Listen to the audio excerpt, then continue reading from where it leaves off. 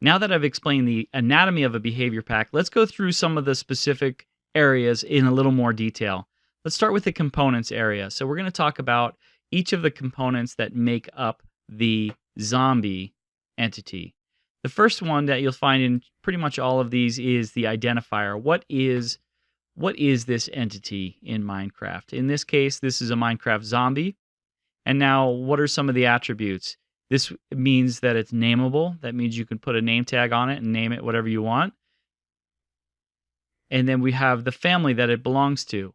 So you could see a zombie belongs to the zombie family, the undead family, and the monster family. So these are all different attributes that help other entities know how to interact with a zombie. Like, for instance, some entities will want to attack a zombie or a monster family member, or will want to run from one of those family members. So these definitions will help other entities know how to interact with the zombie.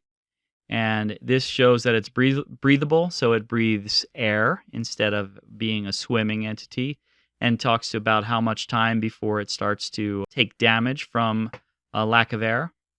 And then you have a collision box, which just defines the hit area. So if you're going to interact with it or attack it, that's the hit area for the entity. And then we have an equipment component. This is helping us understand or helping the entity decide what to spawn with. So does it spawn with any kind of weapons or anything like that? Let's take a quick look at the entities. So loot tables, entities, zombie equipment.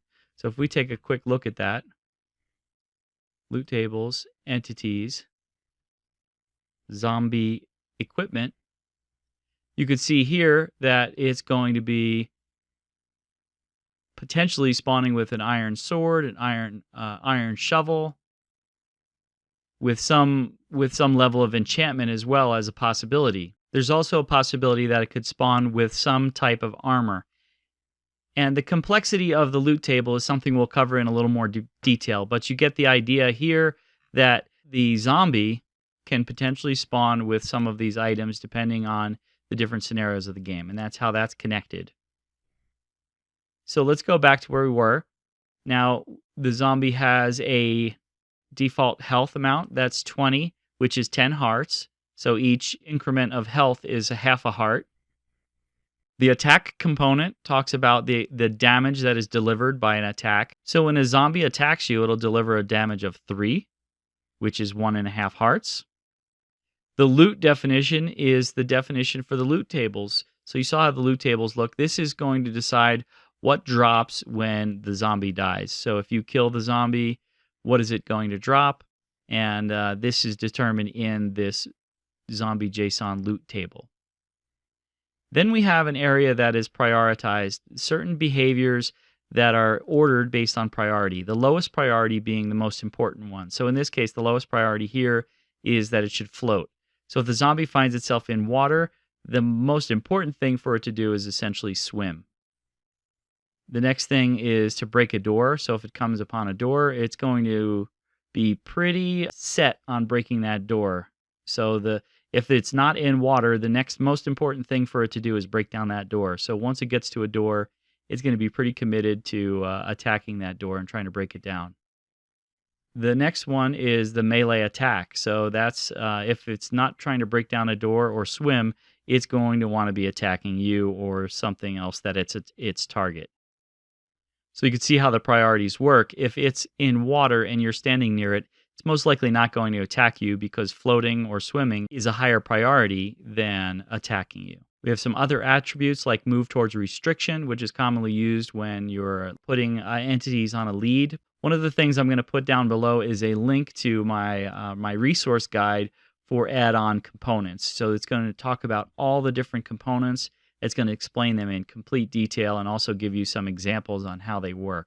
So rather than going into detail on every single one here, you can go check out the reference guide when you're building your own behavior packs to understand how each change can affect the behavior. We have random stroll, which is the entity just kind of randomly looking around for something to do, right? And then we have looking at the player. So if it sees the player, it's going to try to look at the player. Randomly look around. So if it's strolling, sometimes it'll stop and randomly look around. That's one of the attributes there. hurt by target.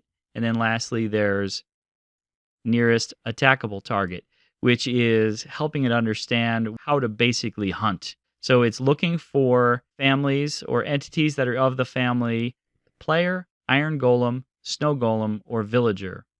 Right? If it finds an entity within those areas, within a radius of 25 blocks, it's going to be pretty important that it goes and tries to attack that entity.